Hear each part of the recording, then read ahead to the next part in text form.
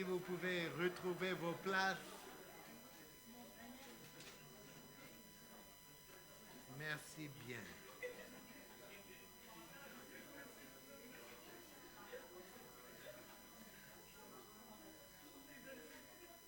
Voilà.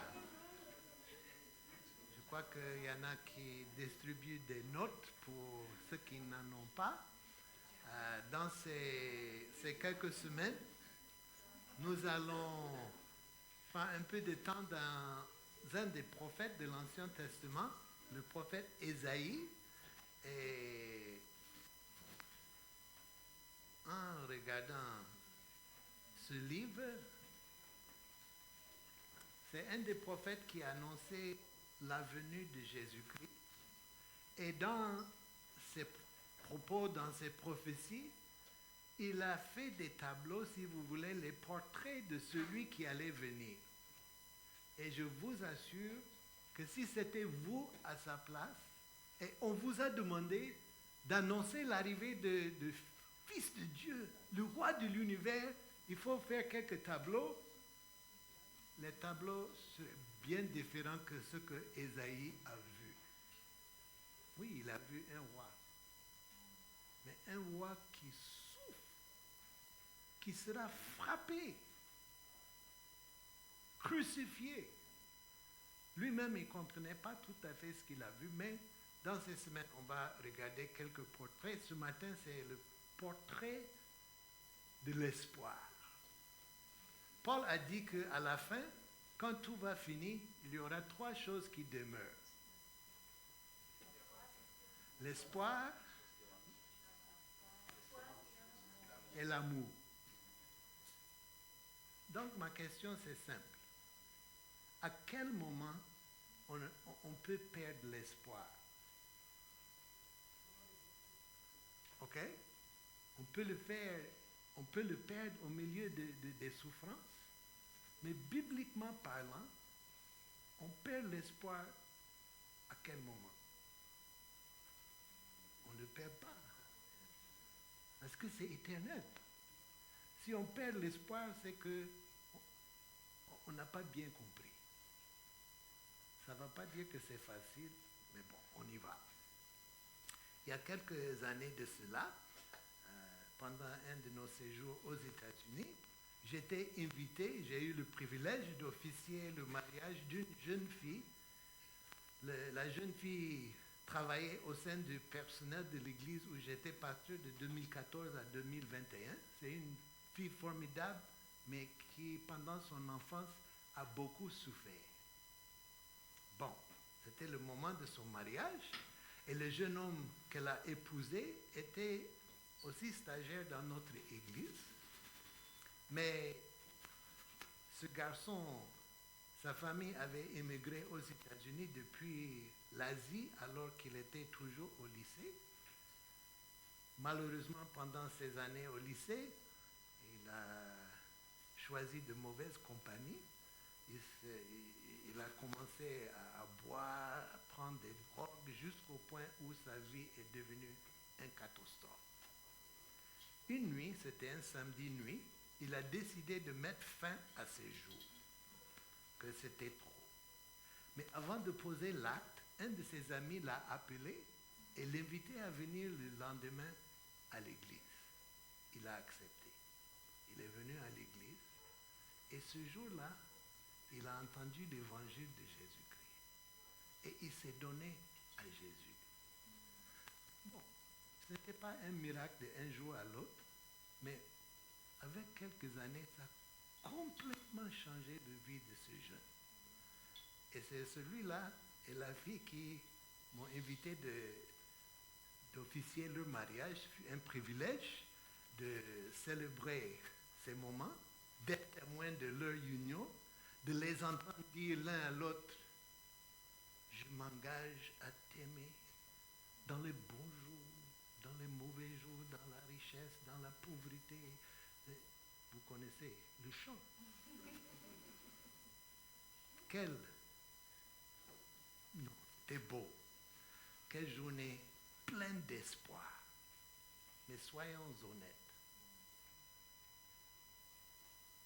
ce moment-là, les promesses n'étaient que des mots. Jusqu'à ce qu'on voit, ce n'est que des paroles. Et l'espoir n'est aussi profond que la force de la promesse. Les promesses donnent de l'espoir. Mais l'espoir n'est aussi bon que celui qui a fait la promesse. Bon. Le couple là, ça va bien. Mais c'est simplement pour dire l'importance dans la vie de chacun de nous des paroles et des autres et de Dieu. Et on tient nos vies sur les promesses faites. C'est un cadeau, c'est une grâce. Mais ces promesses peuvent être également une source de grande douleur lorsqu'elles ne sont pas tenues. La Bible, essentiellement, est une histoire de deux promesses, de deux alliances. Il y a l'Ancienne Alliance et il y a la Nouvelle Alliance qu'on appelle Ancien Testament et Nouveau Testament. Une alliance, c'est simplement une promesse. Qui fait la promesse? C'est Dieu. Ça même déjà, je peux m'arrêter là et on peut chanter pour 2 heures. Quelle grâce! Le Dieu de l'univers fait des promesses à notre égard. Mais pourquoi? Il a besoin de quoi? De rien. Ce n'est pas pur amour pour nous. Donc, il y a 2 promesses faites. Il y a l'ancienne promesse et le nouveau. Mais le prophète Ésaïe, il s'est adressé au peuple de Dieu au cours d'une période difficile dans leur histoire. Le message de Dieu à son peuple était à la fois un message de jugement et d'espoir. C'est rare qu'on mette ces deux ensemble. J'ai une bonne nouvelle pour vous. Vous serez déportés dans un autre pays. Gloire à Dieu. Quel espoir! Mais c'est un message d'espoir, une promesse de Dieu. Et cette promesse s'est accomplie et continue de s'accomplir encore aujourd'hui. Parce que dans le livre d'Ésaïe, elles contiennent une promesse surprenante s'adresser à ce peuple, mais aussi à nous. Cette promesse est une personne, le Messie, l'envoyé de Dieu. Ésaïe a vu des images de celui que Dieu allait envoyer, une promesse de Dieu. Donc ce matin, on va regarder ces portraits dans ces quelques semaines qui sont devant nous. Et ce matin, regardons ensemble le contexte de cette promesse. C'est très important. Laissez-moi vous rappeler un peu l'histoire derrière la promesse. Dieu a fait une promesse à Abraham. Et il y avait 3 parties de cette promesse. Il a dit à Abraham, je te donnerai un fils. Et à travers ce fils, une famille. Et à travers cette famille, toute une nation plus nombreuse que les grains de sable. Ça, c'est un. Deuxièmement, Dieu allait lui donner une terre. Lui, il n'a jamais vu avec ses yeux, mais c'était une promesse faite. Troisièmement, il a dit qu'il allait bénir toutes les nations de la terre à travers Abraham. Promesse de Dieu à Abraham. Maintenant, plusieurs siècles sont déroulés, au moment où Ésaïe prêchait, les 2 premières parties de la promesse s'étaient déjà réalisées. À son âge vieux, le monsieur a eu Isaac. Et de Isaac, une multitude. Mais comment cette famille... Parce que pour avoir le pays, il fallait être un peu nombreux. Mais comment on fait? Donc il les a mis en Égypte comme esclaves. Et là, ça a explosé.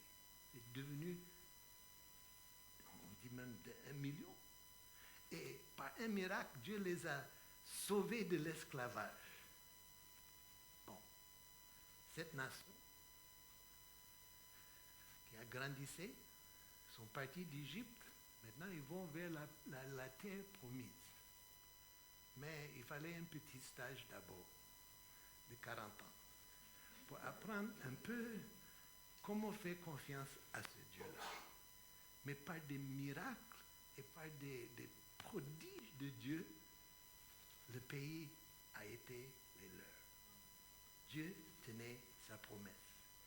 Bon, à cette époque, Dieu avait conclu cette alliance avec le peuple d'Israël, et voilà ce que Dieu a dit. Si ce peuple m'honore, m'obéit, il pourra rester dans le pays jusqu'à, comme disent les Ivoiriens, jusqu'à fatiguer. Mais si il n'a pas de respect pour Dieu, Dieu les chasserait du pays. Voilà parole de Dieu. Si vous êtes fidèles, on va vivre bien ensemble. Et si vous décidez autrement, ce n'est pas grave. Vous allez partir habiter ailleurs. C'était la promesse de Dieu. Et c'était ça la parole d'Ésaïe. Juda, c'était un petit pays, une toute petite nation, nichée entre deux grandes puissances mondiales, l'Égypte au sud et Assyrie à nord-est. Ils avaient quelle puissance face à ces deux pays? Je vous demande. Zéro. Il n'y en avait pas. Tout ce qu'ils avaient, c'est Dieu. Bon, j'ai dit tout ce qu'ils avaient, ça suffit largement.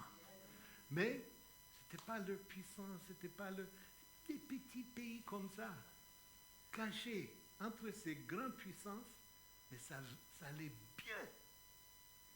Pas à cause d'eux, à cause de Dieu. Donc c'était géographiquement, commercialement, un lieu important parce que tous les trafics entre Asie et Afrique, ça passait par là. Mais peu importe, ça c'est pas important. Plus important, c'est que le Dieu de l'univers habitait au milieu d'eux. Et c'était eux qui devraient être un témoignage aux autres nations de sa présence. Bon, ils tiraient leur identité, leur pouvoir de la relation qu'ils avaient avec Dieu. Bon, on est maintenant à la fin du 8e siècle avant Jésus-Christ, sous le règne du roi Osias. La nation était en train de se déchirer. D'un côté, les gens affirmaient que Dieu était leur roi, mais de l'autre côté, ils vivaient comme si il n'existait même pas. Et Dieu envoie le prophète. Voici un des messages que Dieu a transmis par intermédiaire d'Ésaïe. Le voilà. Quand une personne ou une nation honore Dieu, je le répète, quand une personne ou une nation honore Dieu, la justice s'installe. Parce que c'est un Dieu juste. Et s'il est présent, de justice le suit. La paix règne et même la prospérité est souvent au rendez-vous. Si on vit selon ce que Dieu nous dit, chers frères et sœurs, ça va. C'est une bénédiction pour nous, ce n'est pas pour nous fatiguer. Et c'était la même chose pour le peuple. Et ils ont vécu comme ça, et effectivement, ils ont prospéré. Et des fois, la prospérité, c'est une bénédiction. Des fois, c'est une malédiction. Pourquoi? Vous dites, mais si c'est une malédiction, c'est pas grave d'être maudit, hein, c'est bon. Non. As Guinness, un journaliste anglais, a dit qu'il n'y a aucune nation, aucun peuple qui peut vivre bien longtemps dans la prospérité. Pourquoi? Parce que quand on prospère, on commence à penser que, bon, c'est nous, hein, c'est normal, on est des bénis de Dieu. Non. Et c'est là que ce peuple se trouvait. Dieu les a bénis. Dans le cas de Juda, c'est devenu une malédiction. Le peuple de Juda avait endurci leur cœur à l'égard de Dieu. Ils adoraient Dieu du bout de lèvres, disait le prophète, mais leur cœur était loin de lui. Ils allaient au temple. Ils n'ont jamais abandonné le temple de faire tous ces sacrifices, tout ça là, mais ils adoraient également des idoles. On achetait la justice, on la vendait sur la place publique.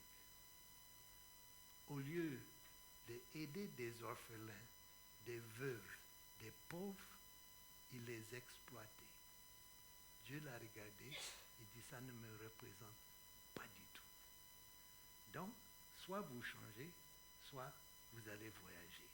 C'est les deux choix. Donc, le prophète annonce qu'effectivement, Dieu va envoyer les Assyriens et ils seront pendant un moment à Babylone. C'était l'annonce du prophète. En fait, ces gens, ils voulaient la protection de Dieu, la bénédiction de Dieu, sans toutefois s'engager pour lui. Mais avant de les critiquer, soyons honnêtes, nous faisons la même chose. Dieu, bénis-moi! Il ne faut pas toucher trop. Donc, voilà le cas de ce peuple et voilà le message de Dieu. L'annonce du jugement de Dieu était un message à son peuple. Et le message est simplement que tu peux compter sur lui. Ce qu'il dit, c'est ce qu'il fait. Et à cause de leur infidélité, ils allaient être chassés du pays. Le problème profond de leur cœur allait être traité par Dieu. Dieu cherche nos cœurs. Et si on ne se donne pas à lui, ce n'est pas lui qui souffre, c'est nous. Donc, de temps en temps, il envoie des choses pour nous aider à nous remettre sur lui. Donc, voilà le contexte de la promesse faite. Le jugement approchait, mais c'était accompagné d'une promesse. Ça, c'est le contexte. Maintenant, qui a fait la promesse? Qui est l'auteur de cette promesse? C'est plusieurs lieux différents, le chapitre 11, le chapitre 9. Il dit ceci, comme Jean-François a lu tout à l'heure. Le peuple qui marchait dans les ténèbres a vu une grande lumière. Sur ceux qui habitaient le pays de l'homme de la mort, une lumière a brillé. En effet, un enfant nous est né. On va régler ça avec un enfant? Oui. Parce que cet enfant est l'envoyé de Dieu. Qui est l'auteur de cette promesse? Avant de transmettre le message que Dieu avait pour son peuple, Ésaïe a vécu une véritable rencontre avec Dieu. Le chapitre 6, et on suppose que ça s'est passé même avant le chapitre 1, avant le message. Il était un jour en train de peut-être faire son petit culte et il a vu Dieu. Ah! Le texte dit, il s'est prosterné. Il n'y avait pas un ange qui était là, dit, frère, c'est le moment, hein, il faut te mettre à genoux. Lui-même, il s'est prosterné devant la gloire de Dieu. Et quand il a vu la sainteté et la gloire de Dieu, il dit, hey, je suis foutu, c'est fini, je vais mourir. Puis Dieu dit, mais j'ai un message, mais je ne sais pas qui envoyer. Il s'est fait volontiers. Envoie-moi. Mais ça a changé sa vie. Quand tu vois la gloire de Dieu, tu ne peux pas ne pas être changé. Et c'est lui qui fait la promesse. Donc, il a annoncé avec tellement de passion parce qu'il a vu la gloire de Dieu. Et quand il a vu, qu'est-ce qu'il a fait? Il est tombé, il s'est prosterné devant Dieu. Qu'est-ce qu'il a dit? Je ne vous entends pas. Qu'est-ce qu'il a dit? C'est pas compliqué, hein? Il a dit, Saint, Saint, Saint. Qui lui a dit de dire ça? Personne. Quand tu vois la gloire de Dieu, personne n'a besoin de te dire quoi que ce soit. Toi-même, ta bouche, ça va parler. Qu'est-ce que ça veut dire d'être saint? Ce mot saint même, ça veut dire quoi? Mais littéralement, ce mot veut dire quelque chose qui est mis à part. C'est pas comme... C'est glorieux, c'est puissant, c'est grandiose, c'est pur. Être saint, c'est être mis à part, séparé de tous les autres. Et comment il est séparé? Dans tous ses sens. Il y a un aspect de la sainteté qui a la justesse morale et la pureté. Il y a un côté de sainteté qui touche notre vie intérieure. L'état de sainteté, n'est pas synonyme d'être modeste, d'avoir une supériorité morale. C'est synonyme de droiture et de l'intégrité. La pureté de la sainteté de Dieu provoque chez Ésaïe une réaction qui le pousse à se prosterner et crier vers Dieu. Quand on dit que Dieu est saint, qu'est-ce que ça veut dire? Des fois, on a l'idée qu'il y a peut-être une norme de moralité et Dieu s'adapte à ça. Non, il n'y a pas une norme. C'est lui le norme. C'est lui qui est saint. Tous les autres, ça se compare à lui. Il n'y a rien en lui qui n'est pas pur, qui n'est pas juste. Tout en lui est juste. Bon, en fait, nous tous, nous croyons en la sainteté. Qu'il existe une norme, il y a de bien, il y a de mauvais. N'est-ce pas? Vous êtes d'accord, non? C'est dans le cœur de chacun de nous. C.S. Lewis dit qu'on peut le voir dans nos propos. Des déclarations que les gens font chaque jour en soient la preuve. Nous disons des choses comme, bon, on est dans le métro, on entend deux personnes qui parlent d'une autre personne, il dit, ah non, mais la dame là, ce qu'elle a fait, c'est pas bon. Mais c'est pas bon par rapport à quoi? Ou bien, nous-mêmes on dit, ah, toi là, ça c'est ma place, j'étais là avant toi. Mais qui t'a dit que c'est comme ça? Attends, toi tu m'avais promis ça et tu n'as pas respecté ta parole. Tu devais me donner une partie de ta pomme parce que je t'ai donné une partie de la mienne. Il y a des normes et on les connaît. Ces déclarations font appel au fait qu'il existe une norme qui doit réagir notre comportement. Elle est dans le cœur, la Bible dit, de chacun de nous. Mais quand nous disons que Dieu est saint, nous disons que Dieu est parfait en toute sa personne. Tout ce qu'il est, tout ce qu'il fait est juste. Il n'a jamais des sentiments de jalousie. Il va être jaloux de qui? C'est pas possible. Il n'a jamais de mauvaises intentions à l'égard de qui que ce soit. Il ne ment jamais.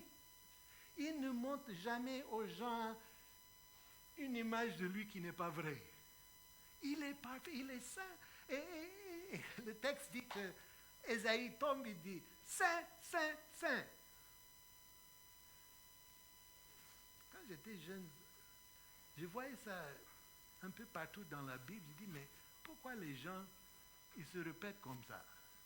Saint, saint. Le Seigneur est 3 fois saint. Quand je me suis marié, comme vous le savez, ma femme a grandi au Burkina Faso. Et avant de parler l'anglais, elle a parlé le bobo mandaré. Je ne connais pas sa langue, mais des fois, quand elle parle d'autres langues, tu vois ça dedans. Donc, après notre mariage, des fois, on sort dehors, il fait froid. Il dit, il fait froid. Il ne faut pas toucher ça. Hat. C'est chaud. Mais pourquoi tu parles comme ça? Dans leur langue, tu n'as pas des adverbes pour décrire quelque chose comme ça. Donc, si quelque chose est joli, et tu veux dire que c'est très joli, tu dis que c'est joli. Et ça veut dire que, non, c'est joli, hein. Hey. Mais si vous regardez dans la Bible, quand les Hébreux prononçaient 3 fois, ça veut dire que ça dépasse toutes les limites. Tu ne vas jamais entendre ça de qui qu'il en soit, sauf Dieu. Il est saint. Il n'y a personne qui est comme lui. Et quand Ésaïe a vu ça là, donc l'auteur de promesses, c'est quelqu'un qui est saint. Mais ce qui est intéressant, dans le monde humain, s'il y a quelqu'un qui est saint, souvent ça repousse les autres. Oh, le gars là, on ne comprend rien. Mais la sainteté de Dieu, ça ne repousse personne. C'est pour nous inviter. Il refuse de changer sa sainteté, mais si ça t'intéresse, il a fait un chemin pour que tu entres dedans avec lui. Quand même, il n'y a pas quelqu'un qui dit Amen. Merci mon frère. Donc il est saint. Mais Ésaïe voit aussi que c'est un Père plein de grâce. Il est saint, mais il est aussi un Père plein de miséricorde, plein de grâce. Les paroles que Dieu a adressées à Ésaïe pour son peuple reflètent le cœur plein d'amour. L'amour d'un père. Il dit, verset 2 du chapitre 1, « Ciel, écoute, terre, prête l'oreille. En effet, l'Éternel parle. J'ai nourri et élevé tes enfants. Mais ils se sont révoltés contre moi. Le bœuf connaît son propriétaire. Et l'âne, la mangeoire de son maître. Cependant, Israël ne connaît rien. Mon peuple n'a pas d'intelligence. Ce n'est pas pour être méchant, c'est pour exprimer le douleur qu'il ressentit par la réponse de son peuple. Le cœur d'un père. Dieu annonce à son prophète ce qui va se passer. Si vous lisez le livre d'Ésaïe, chapitre 1 à 39, ce sont des jugements.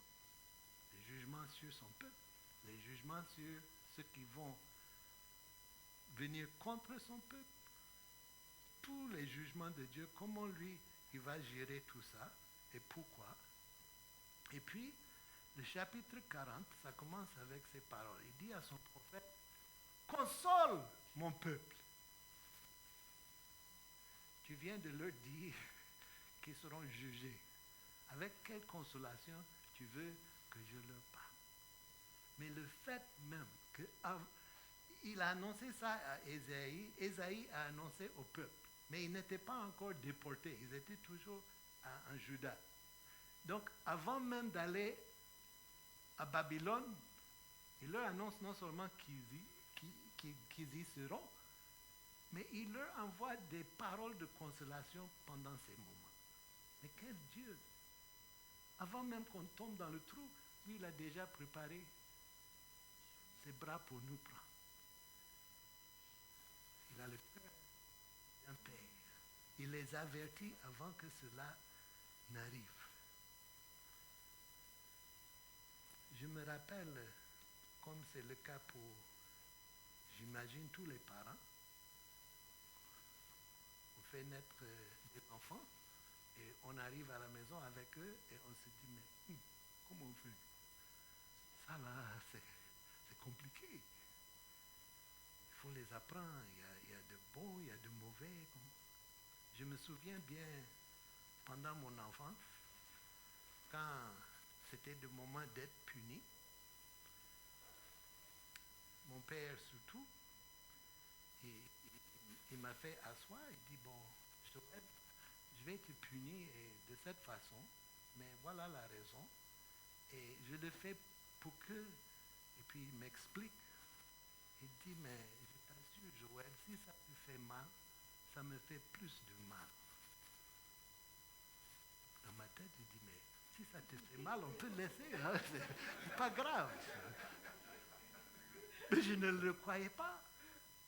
Mais quand je suis devenu père, et c'était mon tour de punir mes enfants, pas pour les frapper, pour les punir, mais pour les aider à savoir qu'il y a de bon, il y a de pas bon. Et si on fait de pas bon, peut-être en tant qu'enfant, les résultats ne sont pas graves, mais ça te coûte. Mais quand tu deviens adulte, là, ça va te coûter. Donc, je vais t'aider.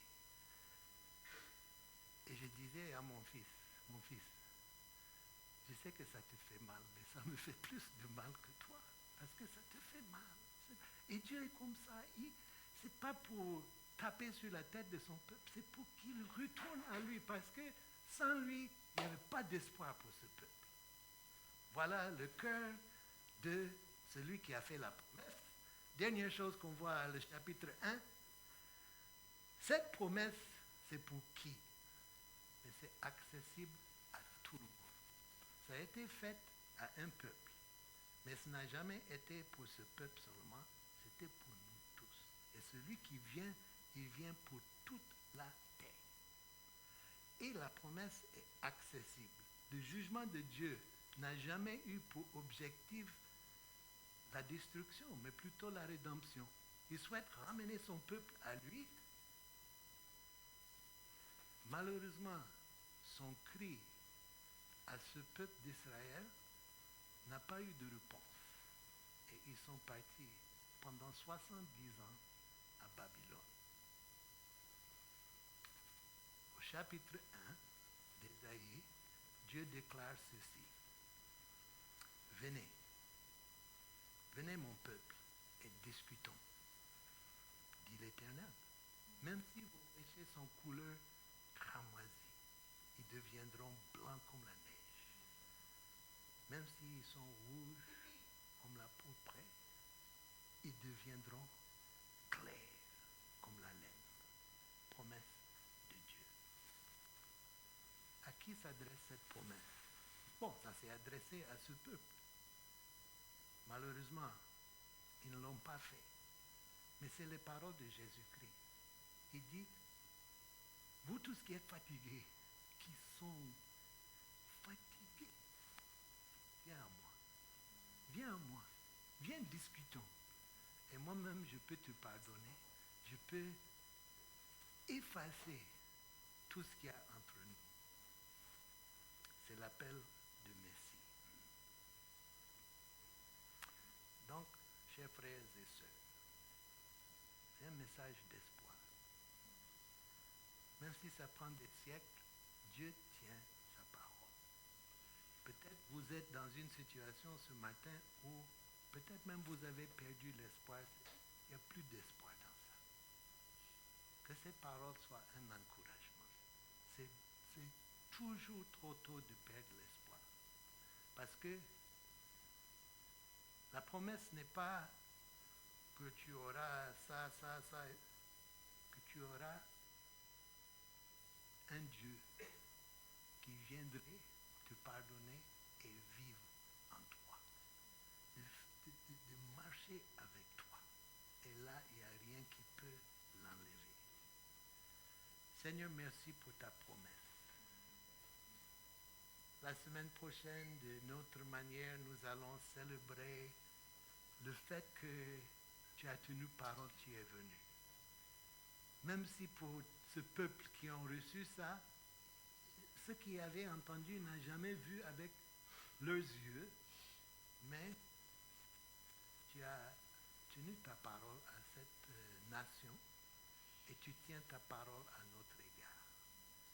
Je te prie pour ceux qui sont là, celles qui sont là ce matin, qui marchent dans une situation difficile. Et des fois, dans ces jours difficiles, c'est difficile pour nous de voir l'espoir. Mais que tu nous donnes des yeux pour voir ta sainteté, ta gloire, ta beauté, ton cœur de paix.